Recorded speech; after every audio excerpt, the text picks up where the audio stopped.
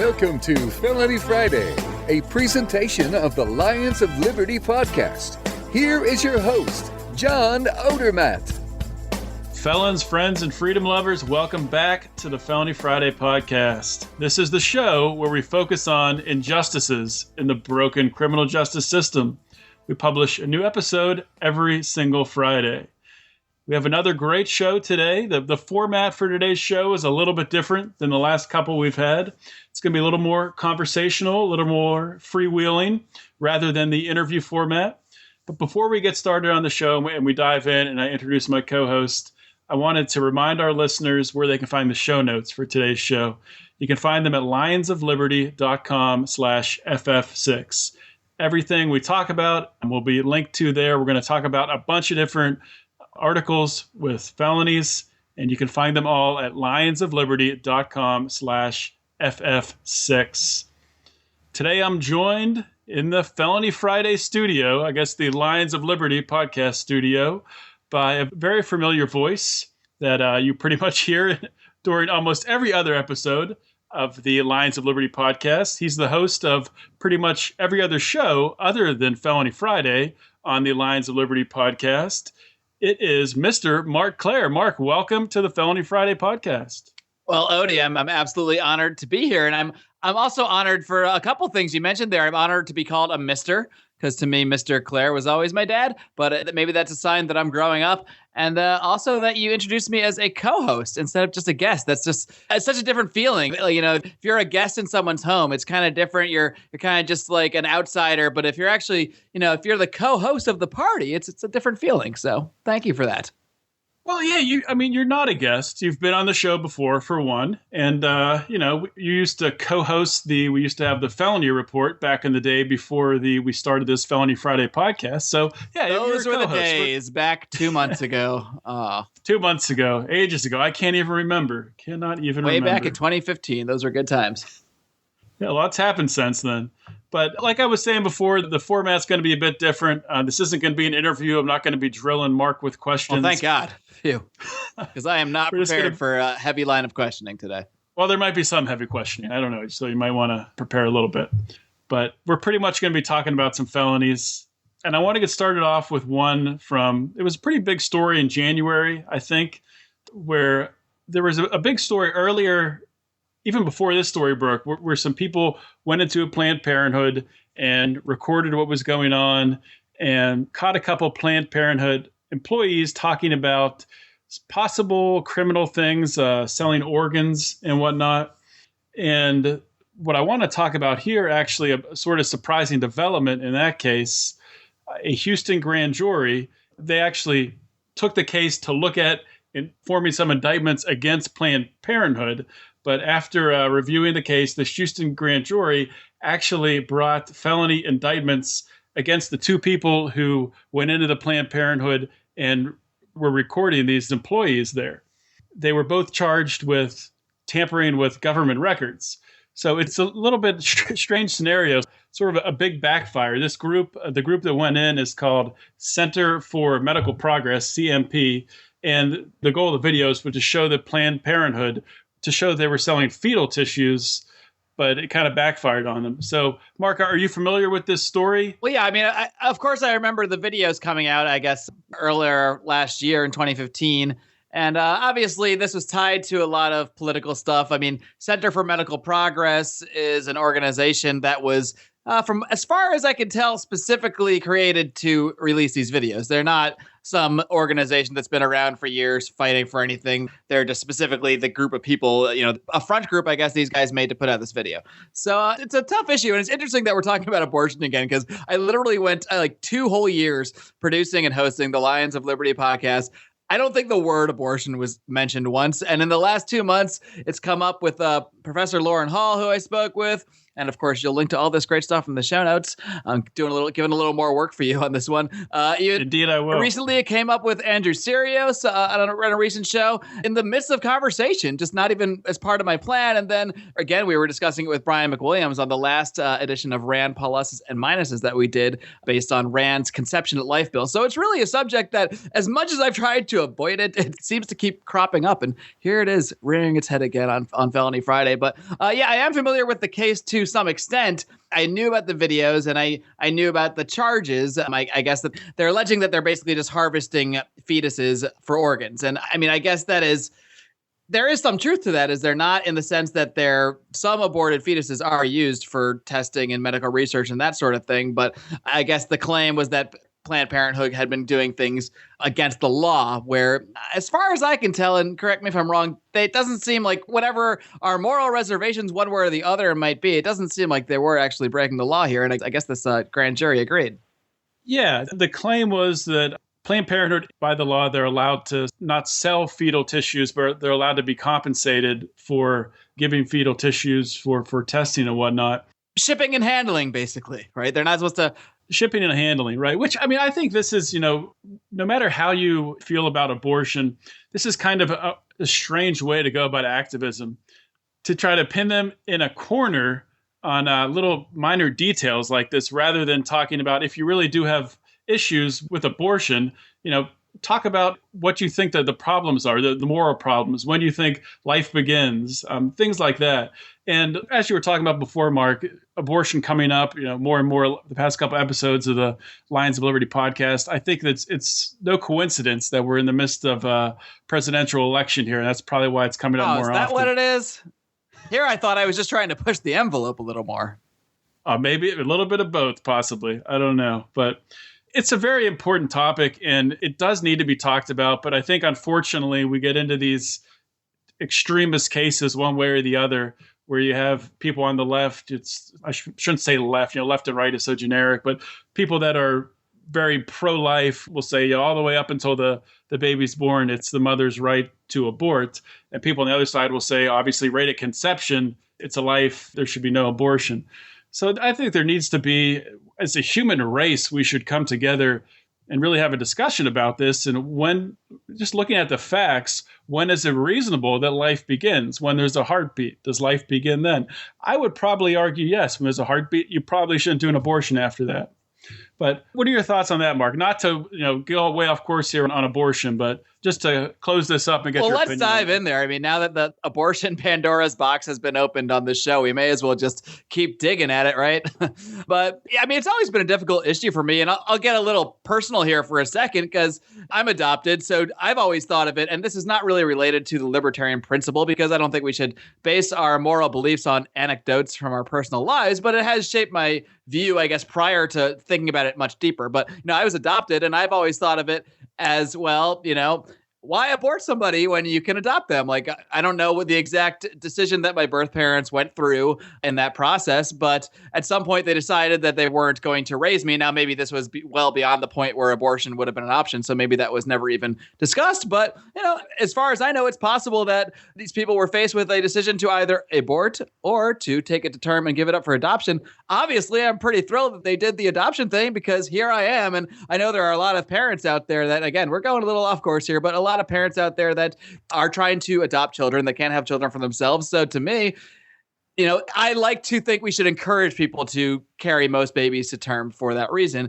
At the same time, what I like and what I think someone should do does not necessarily dictate, what they should do morally or legally, or I guess what they should be forced to do. So, and I think both statements you kind of made about the pro-life and pro-choice sides, I kind of agree with both statements, and that's why abortion's so difficult, because I do think that once the conception has occurred, it's a life of some kind. I mean, once that has occurred, it is a group of cells that is forming into a human being actively every single second. So I would go as far as to say life does begin at conception. It's certainly beginning there, but that doesn't necessarily translate to the idea that the woman should be barred from having an abortion, because there is her body, and she does have a certain level of rights over that body. I would say she almost has absolute rights over that body, until you are really harming another individual. And this is, again, where we get into almost a circular argument, because when does that fetus have rights that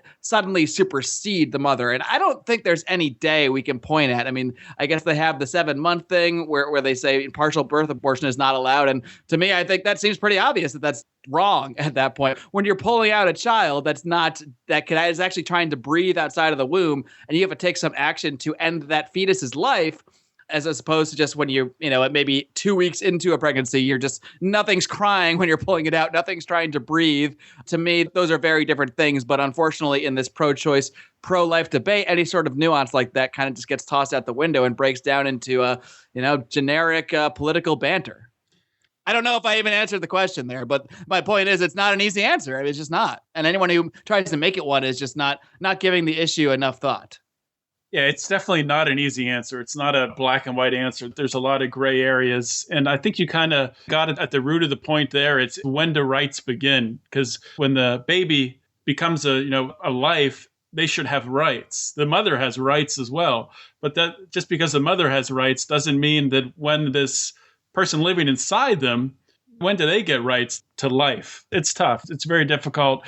And it's become something that I've started to really analyze my own views on it a lot more, recently in the past 5 months when my daughter was born. And before that, seeing the sonogram and everything. And at 20 weeks, seeing her put her little hand up, it's really made me question some of my beliefs. But I don't want to spend the whole show talking about abortion. We have a couple other felonies to talk about. The title of this article, Man Murders Wife While Out on Bond for Unrelated Felony Rape Charges.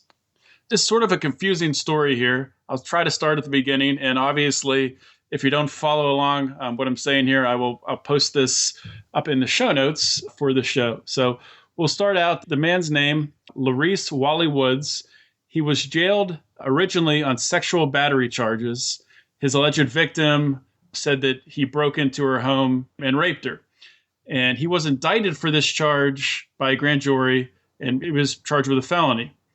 However, at the time that this felony charge happened, the chief criminal prosecutor reviewed Wood's prior convictions, and there was nothing that really showed up. So she just recommended that he be set free on $5,000 bond. That's 10%. It was $5,000 bond, 10% of that. So he got out for only $500. Somebody who broke into someone's house and raped someone is out on the street for just $500. That right there already seems a little low. I mean, I think the whole issue of bond is difficult because you're holding someone against their will who has not been convicted of anything. But if there's enough evidence that they are violent, there's got to be some way in there to, I don't know, perhaps restrain them from causing further violence, which is obviously where this goes. So continue. The prosecution didn't know something very important at the time. There was an emergency order of protection that was filed by Wood's estranged wife, Emily Young. The order was filed in November, and the hearing for the rape charge wasn't held until December. Ironically, Wood's day in court for the protective order was the same day as his bond hearing for the sexual assault charge. This is the sexual assault charge is the one where he broke into someone's house and was charged with felony rape. So what happened here is the protective order, fell through the cracks. The prosecution didn't know about it. At least he only had to go to court the one time. That's one way to look at it. Good for him, bad for society, and bad for his poor wife, because what happened is he's let out. This is in December, and then January 7th, he tracks down his wife, his estranged wife, I should say, and shoots her multiple times while she's sitting in the driver's seat. Another woman sitting in the passenger seat, and their 2 children, a 2-year-old and a 6-year-old, in the back seat of the car. Just a very tragic story. And really something like this, the reason why I wanted to talk about this, because this just shows, this case is a great example of the problems with our criminal justice system. There's so much focus put on enforcing drug laws, getting people that are selling, cocaine or heroin or marijuana, zeroing in on that.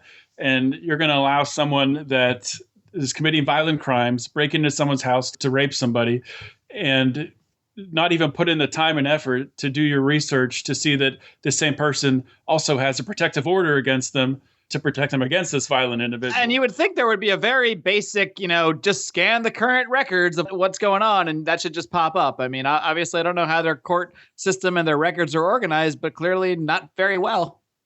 No, not very well at all. And I mean, it could be a case of, this is what happens when you have a society with just so many freaking laws. I mean, it gets hard to keep track of all the criminals, I would think. And we need to have more focus, I think. And that's one of the reasons that I always advocate for, getting rid of drug laws.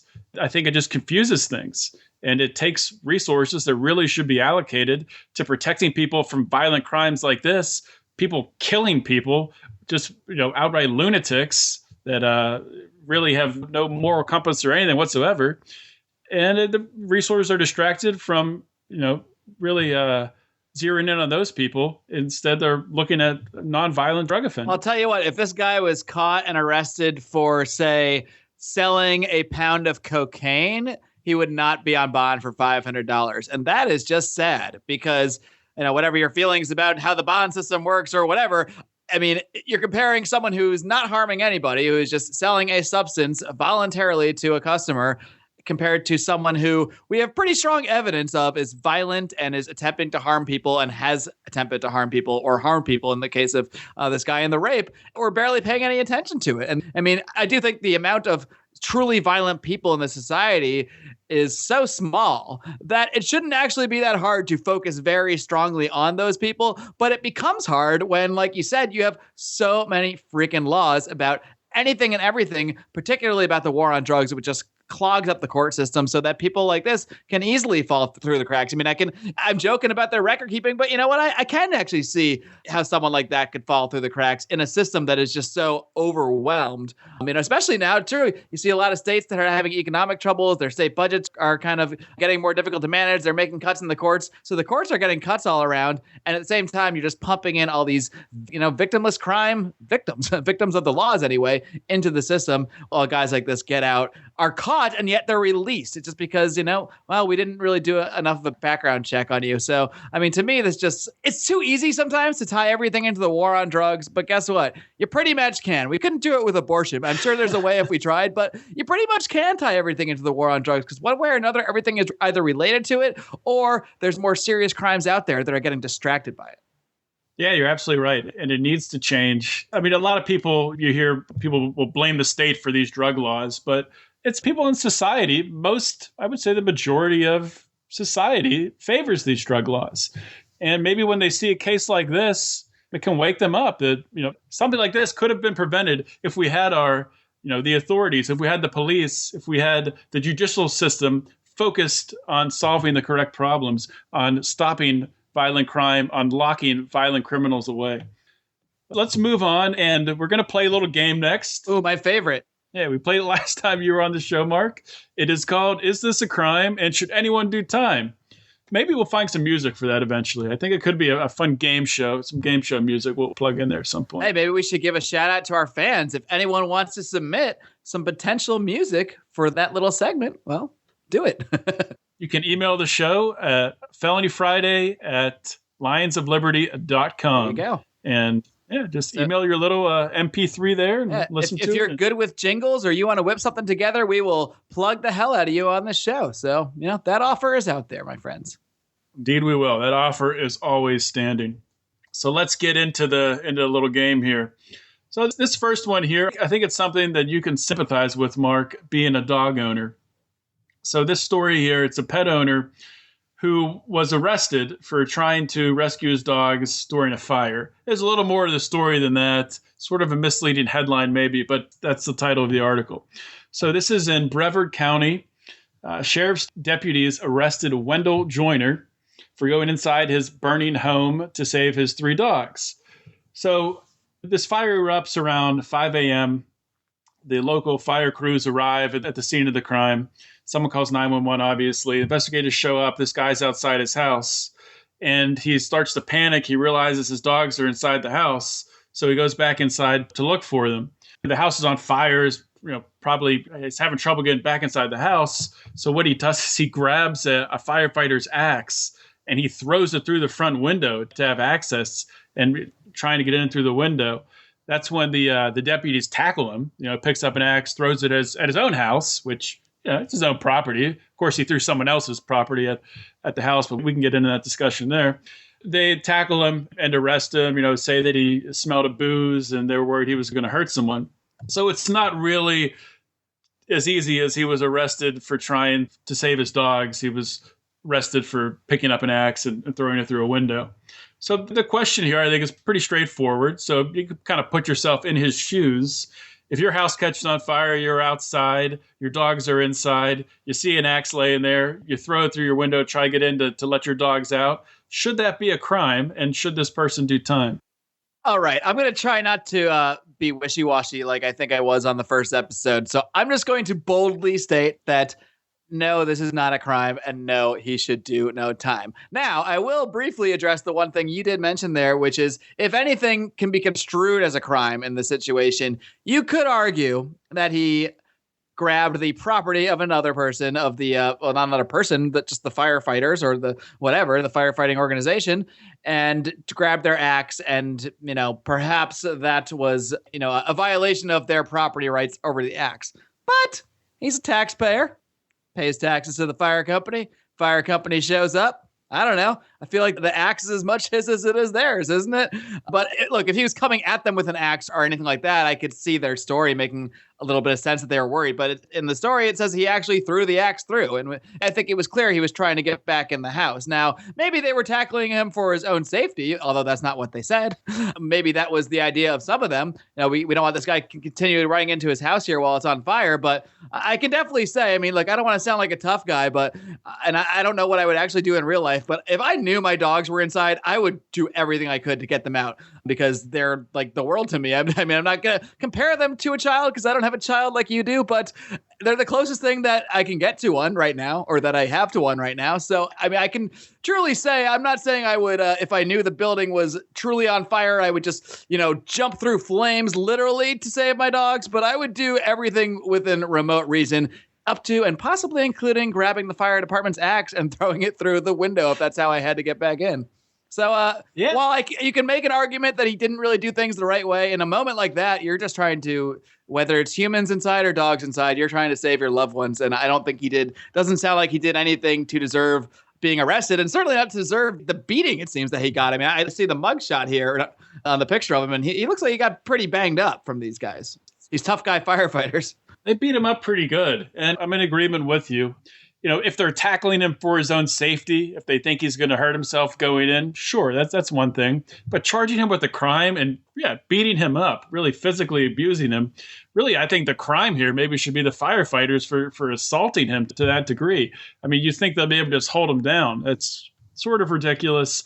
You can make him pay for a new axe maybe at the most if the axe is damaged, probably not. It's a firefighter's axe. It probably is made of fire retardant material. It's probably fine. So let's turn the page to the next one here. This one is in Frisco. A mom is ticketed for wearing a seatbelt incorrectly. Now, this one's maybe a little bit closer, dear to my heart. Having a small child, I can identify this a little bit. What happened here is this woman, Whitney Dunbar, is driving along to the mall with her 3 kids, and she had to make an unplanned stop. So she says she has a sick baby in the car, and she's, stopped, her car stopped, and she's, has her seatbelt, like it's not coming over her shoulder. She has her arm up over it, so it's coming underneath her, like where her armpit is. And she's trying to hand her baby a piece of fruit. So a cop, I guess, is just staring into the car and sees this and approaches the vehicle, issues a ticket, and she received a $175 ticket for wearing a seatbelt incorrectly. So the question here, is this a crime? And should she pay a fine, really? That's the question here. As long as we can still mostly be rhyming, I'm cool with it. Yeah, this is another one where I think I can boldly state that this is not a crime and she should not pay a fine. And we can go into, the justness of seatbelt laws, if seatbelt laws should exist. She's not even being charged with not wearing her seatbelt. She's just being charged with not wearing it incorrectly at one moment when she stopped. I think this is just another example. This is the kind of stuff I talked about with Lenore Skenazy a few months ago. And it's a state trying to become the parent of the parents. And I guess it's technically a seatbelt law she's fined for. But to me, there is an officer saying, oh, look at this mother handing this kid fruit, and she can't just be allowed to do that. And that's dangerous. And she needs a ticket. And this kind of stuff is just should not be really the realm of law enforcement. Now, if you're truly putting a child in danger in a way that we can really see, that's one thing. But that's not the case here, clearly. And at some point, common sense needs to come into play. And I hope this woman fights her ticket, and I hope there's a common sense judge there in Frisco. Where is Frisco? Texas? Sounds like it'd be in Texas. But judge there in Frisco to rule that this is just silly. It is in Texas, by the way. Frisco, Texas. Of course it's in Texas. Of course it is. Learn your geography. No offense to Texans, but of course this happened in Texas. Yeah, but I was thinking about this one a little bit today, and seatbelts could really be handled by insurance companies. There you go. Maybe privacy people might have a bit of problem with Getting this. a little Bob Murphy and Cappy on us here, huh? Maybe a little bit, maybe not. Just hear me out. So imagine if you had insurance companies that could maybe make a deal with car manufacturers to put some sort of device in your car to show that your seatbelt's on. And if it registers, and you would obviously have to consent with the insurance company to get a lower premium, saying I wear my seatbelt all the time, and this little sensor could check, say, yeah, you're wearing a seatbelt all the time, you get a lower premium. Of course, somebody could say, screw you, don't put that in my car, I don't want you monitoring for my seatbelt, and you pay a higher premium. I think the problem's solved there, right?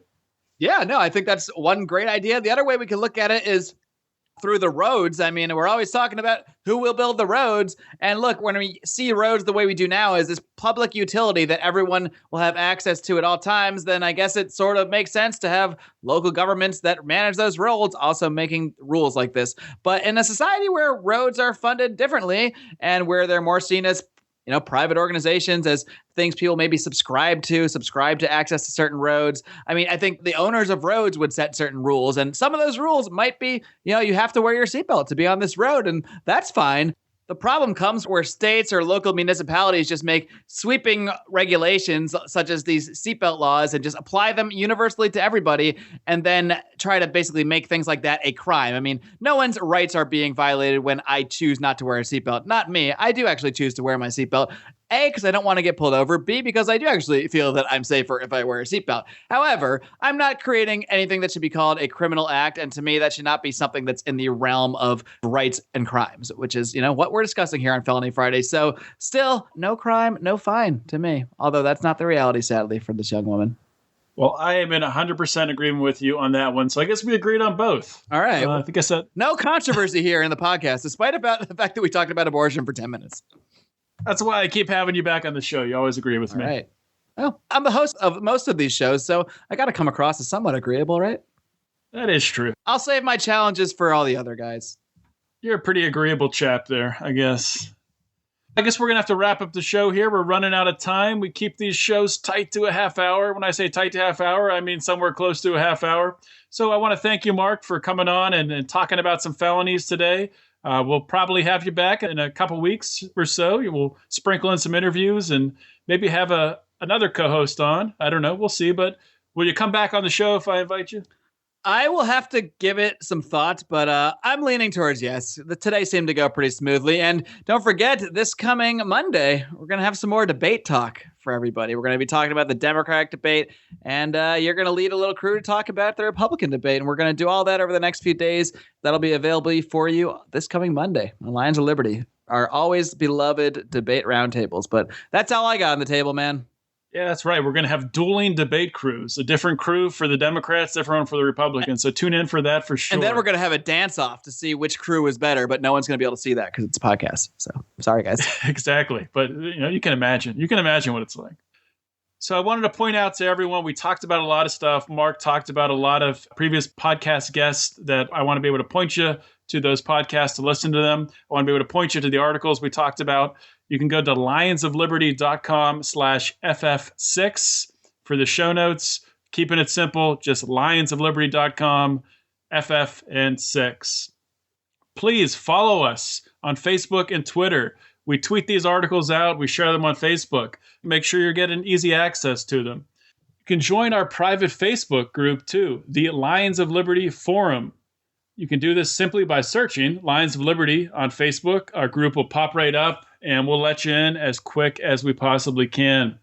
Subscribe and rate the show on iTunes and Stitcher. And when I say the show, I'm talking about the Lions of Liberty podcast. The Felony Friday podcast is underneath the Lions of Liberty umbrella, where we have, as we talked about, we have Marc's interview shows. We have our debate roundtables. We used to have Rand pluses and minuses. I think we'll have one more of those coming up soon. So we have a bunch of different shows, and we'll probably have some different formats being in the future, maybe being unveiled. I don't know. We'll see. We were always getting creative. If you have any ideas for the show, if you want to come on the Felony Friday podcast, or if you just want to shoot me an email and say hello, you can reach out. The address is felonyfriday@lionsofliberty.com. You can check out the archive, the Felony Friday archive. Everything I ever wrote, remember, before the podcast, Felony Friday was a column. So you can check all that out at lionsofliberty.com/Felony Friday. This is John Odermatt signing off. Always remember to keep your head up and the fires of liberty burning.